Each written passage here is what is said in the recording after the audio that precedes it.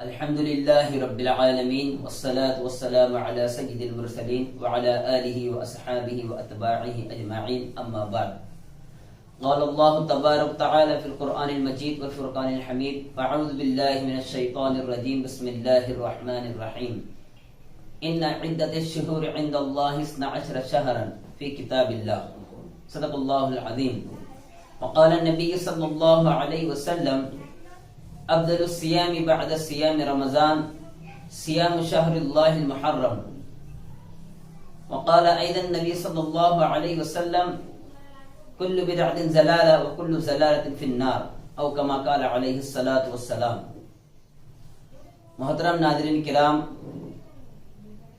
آج ہم آپ حضرات کے سامنے محرم الحرام کے فضائل، مسائل اور چند وظائف لے کر حاضر ہوئے ہیں. الحمدللہ اللہ کی فضل کرم سے اس وقت ہم 1443 جو سال ہے اسلامی سال، اس میں ہم داخل ہوئے ہیں. تمام مہینے اور دن اور سال یہ اللہ تبارک و تعالیٰ کے ہیں، اور اللہ تبارک و تعالیٰ جو چاہتے ہیں اپنے احکامات میں اپنے آپ صلی اللہ علیہ وسلم کی جتنی بھی سنتیں ہیں، یعنی اللہ اور اس کے رسول کی یہ دین اور شریعت ہے جس کی جائے جب چاہے جیسی فضیلت کو بڑھا سکتے ہیں، گھٹا سکتے ہیں. اس وقت جو محرم الحرام کا مہینہ چل رہا ہے، سب سے پہلے تو ہمیں اس کی فضیلت کو جاننا چاہیے کہ محرم الحرام اسلامی پہلا مہینہ ہے، اور اس کی فضیلت جو ہے عاشورے سے ظاہر ہوتی ہے کہ محرم الحرام کی 10 تاریخ کو، تاریخ اگر ہم اٹھا کے دیکھیں حضرت آدم علیہ السلام کے زمانے سے لے کر ہمارے آقا جناب کریم حضرت محمد مصطفیٰ صلی اللہ علیہ وسلم تک، تو بڑے بڑے اہم واقعات محرم الحرام کے 10 تاریخ ہوئے ہیں جو عاشورے کے دن سے مشہور ہے. جیسے کہ چند واقعات جیسا کہ ہمیں پتہ ہے، ہمیں معلوم ہے کہ حضرت آدم علیہ السلام کا توبہ کا قبول ہونا، حضرت آدم علیہ السلام کا حضرت ماں حوا علیہ السلام سے ملاقات ہونا یہ عاشورے کے دن 10 محرم الحرام کو ہوا. حضرت یونس علیہ السلام کا مچھلی کے پیٹ سے باہر نکلا، یہ بھی عاشورے کے دن 10 محرم الحرام کو ہوا. بنی اسرائیل کا حضرت موسیٰ علیہ السلام کے ذریعے سے فرعون کے ظلم سے نجات دلانا یہ بھی 10 محرم الحرام کو ہوا. اب امت محمدیہ کو اس مہینے کے اندر اور 10ویں تاریخ کو کیا کرنے کا حکم ہے؟ اللہ کے نبی صلی اللہ علیہ وسلم کی سیرت سے کس چیز کا پتہ چلتا ہے؟ تو وہ جو چیز کرنے کا حکم ہمیں دیا گیا ہے، 2 حدیثیں ہیں. ایک حدیث جیسا کہ شروع پڑھی گئی: افضل الصیام بعد الصیام رمضان صیام شہر اللہ المحرم، کہ افضل ترین جو روزے ہیں رمضان المبارک کے مہینے کے بعد وہ اللہ کے مہینے محرم الحرام کے روزے ہیں. اس حدیث سے پتہ چلا کہ اللہ کے نبی صلی اللہ علیہ وسلم نے محرم الحرام کے مہینے کے اندر ہمیں روزہ رکھنے کا حکم دیا ہے، اور آپ صلی اللہ علیہ وسلم نے روزہ رکھا ہے. اللہ کے نبی صلی اللہ علیہ وسلم 10 محرم الحرام کا روزہ رکھتے تھے. رمضان کے روزے کے فرض ہونے سے پہلے محرم الحرام کے جو روزے ہیں وہ فرض تھے اس امت پر. جب اللہ کے نبی صلی اللہ علیہ وسلم مکہ سے مدینہ ہجرت کر آئے تو آپ نے دیکھا کہ یہود بھی روزہ رکھتے ہیں. جب آپ نے ان سے پوچھا تو انہوں نے کہا کہ ہمیں 10 محرم الحرام کو ہماری قوم کو فرعون کے ظالم سے، فرعون کے ظلم سے اس مہینے کے اندر ہمیں نجات ملی تھی، اس کی خوشی میں یہ لوگ محرم الحرام کا روزہ رکھتے ہیں. اللہ کے نبی صلی اللہ علیہ وسلم نے کہا کہ آئندہ سال اگر میں زندہ رہا تو انشاءاللہ 9، 10 تاریخ اور 10 یا پھر 11 تاریخ کا روزہ رکھیں گے، یعنی یہودیوں کے ساتھ مشابہت نہیں کریں گے. تو ہمیں بھی چاہیے کہ ہم محرم الحرام کے مہینے میں روزہ رکھیں. اللہ کے نبی نے فرمایا کہ جو محرم الحرام کے اندر روزہ رکھے اللہ تبارک و تعالیٰ اس کے 1 سال پہلے اور بعد کے گناہ کو معاف فرما دیتے ہیں. یہ اس کی سب سے بڑی فضیلت ہے. اور اس کے علاوہ بھی اگر کوئی روزہ رکھنا چاہے تو روزہ رکھ سکتا ہے محرم الحرام کے پورے مہینے میں. اور اسی طریقے سے دوسری حدیث جو ملتی ہے، اللہ کے نبی صلی اللہ علیہ وسلم نے فرمایا کہ محرم کے مہینے میں اپنے اہل و عیال پر خرچے کے اندر وسعت کرو، کہ جو جتنا خرچے میں وسعت کرے گا اللہ تبارک و تعالیٰ اسے اتنی خیر اور برکت دیں گے. حضرت سفیان ثوری رحمۃ اللہ علیہ فرماتے ہیں کہ اس کا ہم نے اپنی زندگی میں تجربہ کیا کہ محرم کے مہینے میں جب ہم اپنے اہل و عیال کے اوپر خرچے میں وسعت کرتے تھے اور دسترخوان وسیع کرتے تھے، اس کا ہم نے تجربہ کیا کہ اللہ تبارک و تعالیٰ نے پورا سال ہمارے دسترخوان کو وسیع رکھا. تو ہمیں بھی جو چاہیے ہم اللہ کے نبی صلی اللہ علیہ وسلم کی سنت پر عمل کریں۔ دوسری بات مسائل کے تعلق سے وہ یہ ہے کہ اگر کوئی اس میں قضا روزہ رکھنا چاہے محرم الحرام کے شروع کے 10 دنوں کے اندر تو قضا بھی روزے رکھ سکتا ہے، لیکن عاشورے کے دن کی جو فضیلت ہے وہ اسے حاصل نہیں ہوں گی۔ اور اس طریقے سے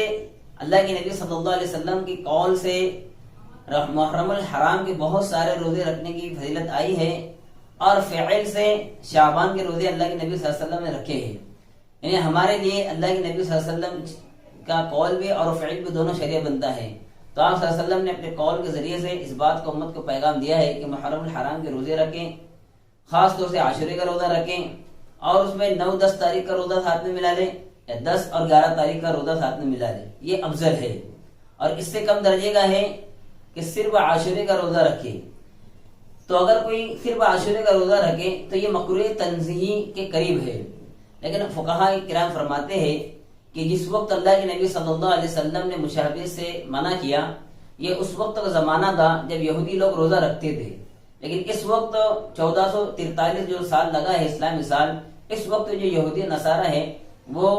10 تاریخ کا روزہ بھی نہیں رکھتے ہیں۔ تو اگر کوئی صرف 10 تاریخ کا بھی روزہ رکھ لے تو ان کی مشابہت کا کوئی یہ سوال نہیں ہوتا ہے۔ تو کوئی اگر صرف 10 تاریخ کا روزہ بھی رکھے تب بھی اس کو تو وہ فضیلت حاصل ہو جائیں گی۔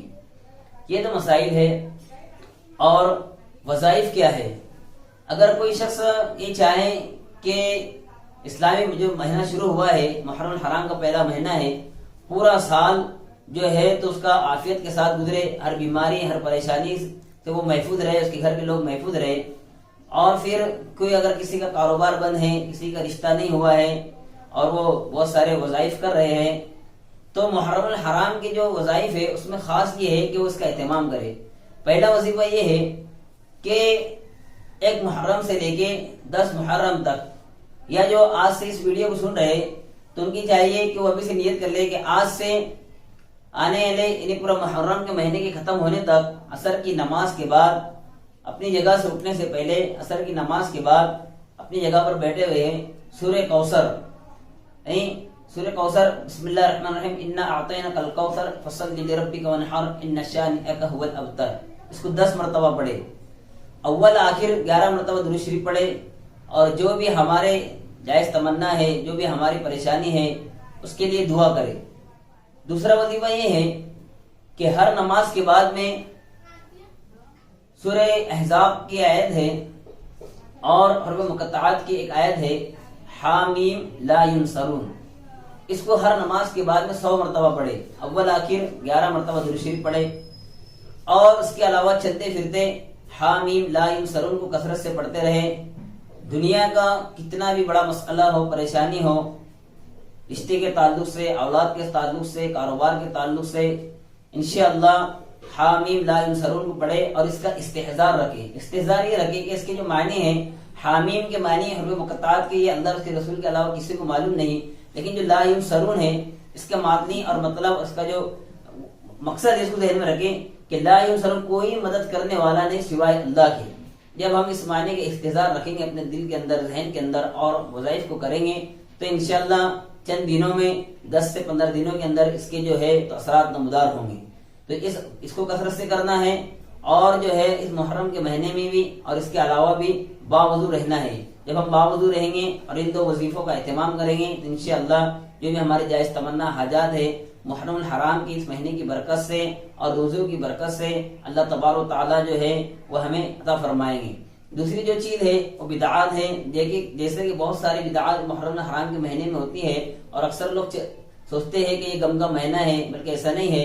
اللہ کے نبی صلی اللہ علیہ وسلم کا جو حضرت خدیجہ رضی اللہ عنہ کے ساتھ میں نکاح ہوا تھا وہ محرم الحرام کے مہینے میں ہوا تھا۔ حضرت علی اور حضرت فاطمہ کا جو آپ صلی اللہ علیہ وسلم نے نکاح کا پیغام بھیجا اور ان کا جو نکاح لگایا وہ بھی محرم الحرام کے مہینے میں لگایا۔ اگر عزیز دوستو ہم اس مہینے کو اگر غم کا مہینہ مانیں اور اس میں غم کریں، یہ الگ بات ہے کہ اس مہینے کی اپنی ایک فضیلت تھی۔ پھر اللہ تبارک تعالیٰ نے حضرت امام حسن اور حسین کی جو اس میں شہادت کا واقعہ پیش آیا، اس نے ان سب کو یعنی ان سب کے اوپر وہ چھا گیا، یعنی یہ ان کی فضیلت بتانا ہے کہ یہ اعلیٰ خاندان کے لوگ تھے، اور ان کی جو شہادت کا اللہ نے دن اور وقت جو مقرر ہوا تھا، جو یہ شہید ہوئے تھے، تو ان کی برتری اور ان کی ترقی اور ان کی اعلیٰ اس کو بتاتا ہے کہ کتنے اعلیٰ درجے کے لوگ تھے۔ کہ ان کے لیے فضیلت کا دن بھی مہینہ بھی جو مقرر ہوا وہ محرم الحرام کا ہوا. تو ہمیں غم تو نہیں بنانا ہے، بلکہ اسلام کے اندر تو اگر کوئی دین کے لیے، اسلام کے لیے اگر کوئی شہید ہوتا ہے تو یہ بہت بڑی خوشی کی بات ہے. اور اللہ تبارک و تعالیٰ نے فرمایا وَلَا تَقُولُوا لِمَن يُقْتَلُ فِي سَبِيلِ اللَّهِ أَمْوَاتٌ،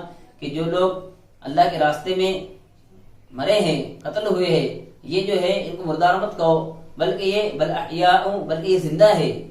وَلَٰكِن لَا تَشْعُرُونَ، اور تم لوگ اس کا شعور اور اس کی سمجھداری نہیں رکھتے. تو دیکھو اسلام مذہب ایک ایسا دھرم ہے کہ اس کے بقا کے لیے اور اس کی اشاعت کے لیے اور اس کے حقیقت کے لیے جتنا مسلمانوں نے، صحابہ کرام نے، تابعین نے، تبع تابعین نے اپنی جان قربان کی ہے، کسی مذہب اور کسی بھی